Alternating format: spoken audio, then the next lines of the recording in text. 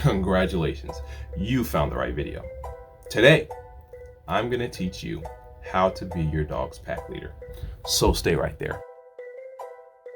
Okay, still no intro, but we're working on it. Today, I'm going to teach you the single most important secret to making sure that the dog you have now and every dog you ever get becomes the perfect companion. All right, so I'm going to have two parts for you. The first part, plain simple, I'm going to tell you exactly what you need to do to become your dog's pack leader. Later in the video, I'm going to explain exactly where the understanding of a pack hierarchy originates from and why there's a misconception as to whether or not it's relevant in today's training. So first up, plain and simple, how do you become your dog's pack leader? It's as simple as this. Have rules for your dog and enforce them. That's it. That is, in essence, the key to being your dog's pack leader.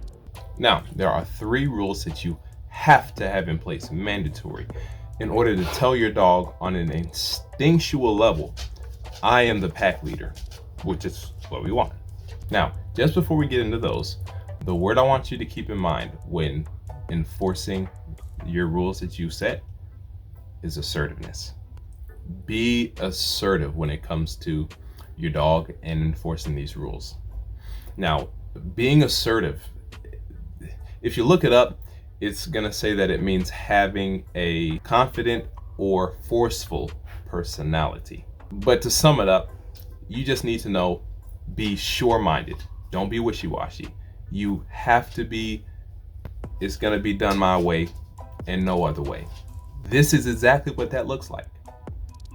If you tell your dog to sit 10 times and it only sits 7 times by itself, those seven times you go, hey, good stuff. You're gonna be petting them up, good dog, awesome stuff.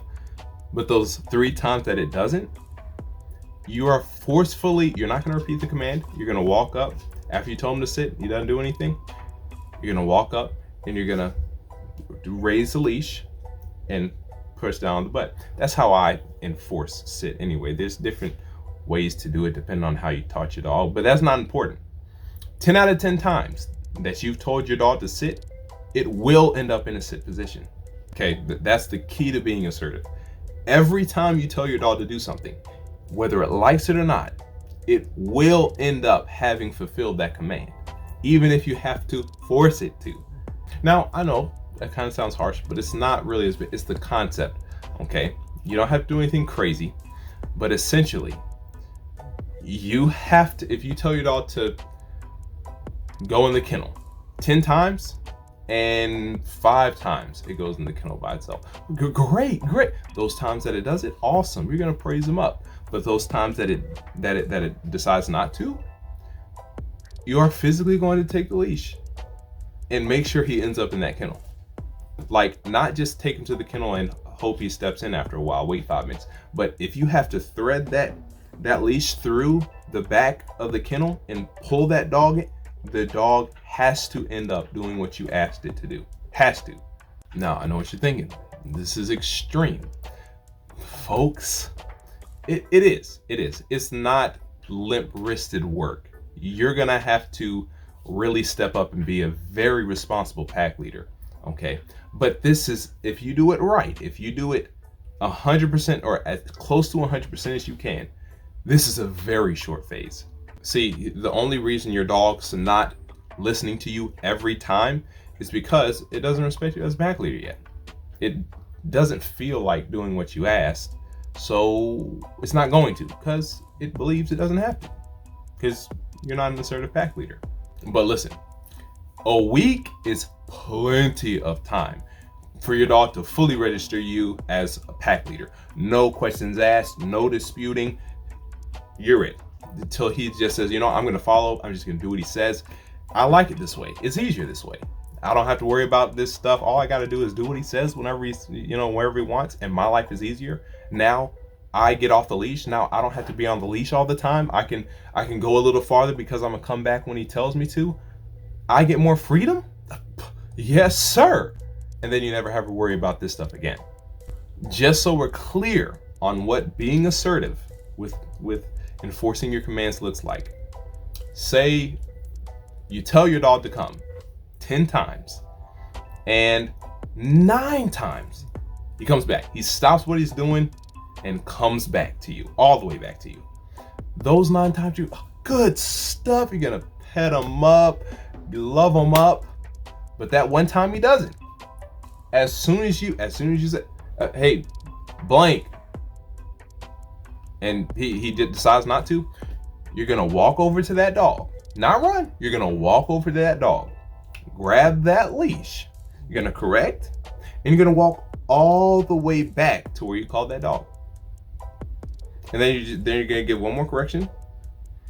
I should make a video on that. Let me know in the comments if you want me to make a video on how to do that. But it doesn't matter how many times your dog does it. Anytime your dog does not do what you asked, you have to enforce it. All right, now that that's out of the way, now we know what we're looking for, what being assertive looks like. Now let's get into the 3 mandatory rules that you have to enforce in order to instinctually tell your dog, yeah, I know what I'm doing. I'm the pack leader. Number 1, food. You have to have food under control. So primarily, if nothing else, your dog needs to wait till you completely step out the way after putting the food in the bowl. Completely step out the way before approaching that food. If they take a step while you're still at that food bowl, doing it wrong. We got to clean it up. Now, eventually, it's great to get to an implied leave it until you just tell your dog to eat, because that's going to flow over to if something drops on the floor while you're cooking or something accidental, or if you accidentally leave something out, the dog's going to know not to touch it unless you give it permission, which is great. Now, number 2, this is a big one. It's tough. This is why a lot of people call me, okay? They won't know their dog really thinks they're the pack leader, and people will have never seen their dog have any aggressive tendencies until you work on the down stay command. This is absolutely essential. A down is a submissive position, but if your dog does not want to give you that position, it believes it's the pack leader. It believes it exerts or holds authority over you. Until you train that out, I'm talking, if you have to buy a muzzle and make sure, because you're gonna have to enforce. If you tell them down and they don't, you're gonna have to enforce. So if they start wrong, you're gonna have to go get a muzzle. But again, we're gonna have to be assertive. But if you do not train a down stay command, your dog, trust me, I tried to avoid it. It kind of can be scary if your dog's a little on the farther end of being dominant. But if you don't do it, you're not going to get any serious results with your dog. Number 3, this could easily be the most important thing on this entire list, because it's the most instinctual. Like, this flows over into so many other things. You wouldn't believe it. Your dog has to be in a following state whenever you're taking it for a walk, whether that's leash or no leash. Your dog has to be following you.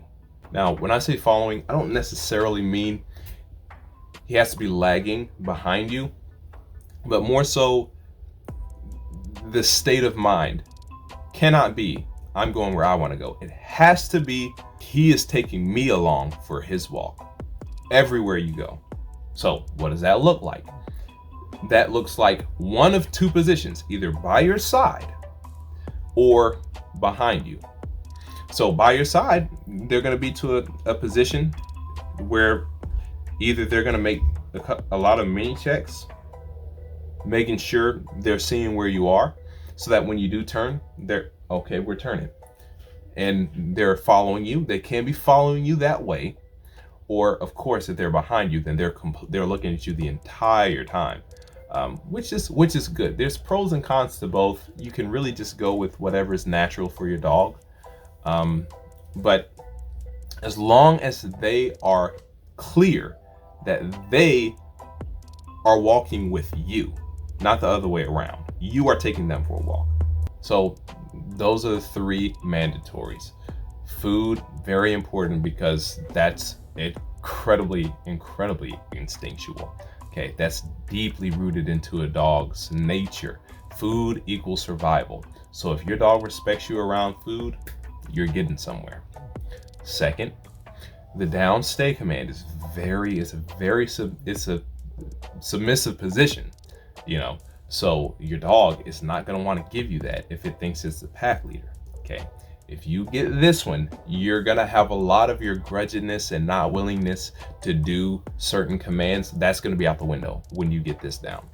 And getting your dog to physically follow you when you're moving, that flows over into so many things, because that's quite literally what they're doing in their life. That's what you're asking them to do in their life. Follow your lead, basically. Okay. So that if you get that down, you're going to see it's going to overflow into so many different areas. And you get these 3 down, it's only a matter of time. It's only a matter of time till your dog says, wait a minute, till that switch flips. He says, wait a minute, he's actually a pack leader. That means I don't have to be one. And then voila, the rest will be history. You will thank me, and subscribe for more tips and like the video, because I did you that solid. Yeah. All right. So now that you know how to do that, let's have a little history lesson. So there are actually a lot of misconceptions about pack hierarchies and whether or not it's relevant to understand in today's dog training. So the original understanding of a pack hierarchy when it comes to wolves comes from Rudolf Schenkel. So he gave a report that's famous. This sparked this whole thing, called Expressions, Studies on Wolves. What he did is he studied wolves from a Switzerland zoo. And this is an environment where you have different wolves taken from different places, put into an enclosure. And so what he found was that the wolves basically formed a hierarchy that consisted of a male alpha and a female omega wolf. Now they attain and retain this position through violence and brute force. Now, what we know today to be true is that wolves in the wild, wolf packs in the wild, are families. It's literally dad is alpha, mom's omega, the kids fall underneath. So basically, you got mom and dad doing all the enforcing, all the correcting, the disciplining. Okay, but it's undisputed. It's not something that there's a power struggle over. It's just mom and dad are the bosses. Or more so, mom's the boss, but dad's the boss. So people have started to say, ha, you see, you don't have to do all that dominance, mumbo jumbo stuff, because in the wild, it's not really all fighting and gashing and bloodshed and all that in the wild, in a natural wolf pack. Here's what people miss. First, yes, natural wolf packs in the wild, they're going to be literal families. Okay, mom, dad, alpha, omega, they're the bosses. Now, the pups, once they get to a certain age, because there is an age where a wolf or dog decides to, get a little, throw the weight around, if you know what I mean. They will challenge the present pack leader. But before this ever happens in the wild, in a natural setting, before this ever happens, they say, I'm about to ready to move on. And they go start their own family. They don't talk about that. They go and start their own family so they don't have to dispute, because the pups don't stay there. Okay, and then mom and dad, they start it again. They start over. Now, are both of these discoveries, so to speak, important? Yes. Have you ever seen a dog pack on the street? Look it up. You're gonna see these strange dogs that, were put on the streets for whatever reason. Okay, they flock together, but they assert dominance They assert authority through pure violence. If you remember, this is what Mr. Rudolph found in this zoo, this stranger, you could say, setting where wolves that weren't raised in the same family come together. They tough it out. Dogs do this too. So we can't just throw that out. Okay. Now, because of how raising dogs is, it's literally how a natural pack works. Okay. Essentially, you let mom, dad get together. Well, usually they get together. Mom's pregnant. Dad goes off to his original owner. He's out the question, right? Mom has the puppies, and you sell all the puppies before they get a certain age. You understand? So people don't really see the entire cycle, if that makes sense. But you let a puppy grow up around mom and dad. You let them grow up. You let them get strong. You let dad get old, a little too old to, throw his weight around like he used to. And you watch how the authority switches. You watch who goes to the food bowl first. You watch this, okay? The puppy comes to a point where he says, you know what? I'm the pack leader. Forget you, dad. But in the wild, this doesn't happen. But when they're in an enclosed space like a home, someone's home, where they aren't just gonna go leave, they have to assert dominance. That's what they're gonna do. So what does this mean for us? Basically said all that to say that dogs do still go by the book. They are very much pack hierarchy oriented. They are very aware of pack hierarchy. So this is literally what happens. Your dog gets to a certain age. This is why people don't have the same problems as they do with puppies as they do with the adult dog. They say, oh, one day he just turned around and he was doing this and this and this and he wouldn't listen, and all this happened overnight seemingly. What happened was he got to the age, he got to the point, he said, you know what? I don't have a pack leader. I don't have a pack leader, so I guess I'll become one. Now, certain breeds of dogs will be more likely, will have a higher desire to be the pack leader, we'll say that. And some dog breeds, they'll just like roll over, and if you just tell them to do any command, they'll just, okay, hey, yeah, sure, he's a pack leader. Okay. But if you have problems with your dog not listening or doing bad behaviors, that's not your case. So when you adopt a dog into your family, because that's what you're doing, you buy a dog after it's already been born and weaned from its mother, then you buy a dog. It comes into your house. You are adopting a dog. The dog understands. Yeah, they didn't birth me. They're not dogs. So this is, I'm kind of just adopted into the family. So in a lot of ways, it does have a few crossovers into a family-oriented natural pack. But for the most part, you can't just throw both out. You have to, either way, any way you look at it, you have to become a pack leader. You have to assert pack leadership over your dogs. All right, I know I gave you a lot of information. Okay, I gave you the literal blueprint of how exactly to become your dog's pack leader, what it looks like, the mindset you have to have, okay, the extent that you have to go to enforcing your rules. I also showed you why exactly people get a little confused about whether or not, oh, this study here is valid, is this study valid? Both are valid. Both are valid. And both have a part to play in today's domesticated dogs. But either way you look at it, it's essential to become your dog's pack leader, to have the optimal relationship with your dog. Being a pack leader does not mean your dog doesn't love you. My dog just won't leave me alone. He decided to come say hi to the video. But at the same time, please.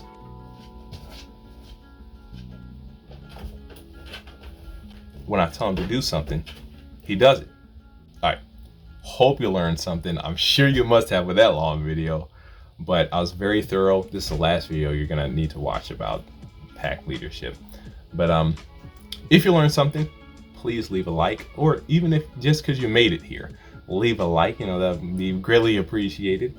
And if you actually want to level up, like completely revolutionize what you think you can do with a dog, the relationship you think you can have with a dog, if you want to take it to the next level, I would strongly recommend you consider subscribing. Anyway, that's it for me. Gracias por todos. Vivo con Dios y hablaremos más tarde. Thank you for watching. I will see you in the next one. Peace.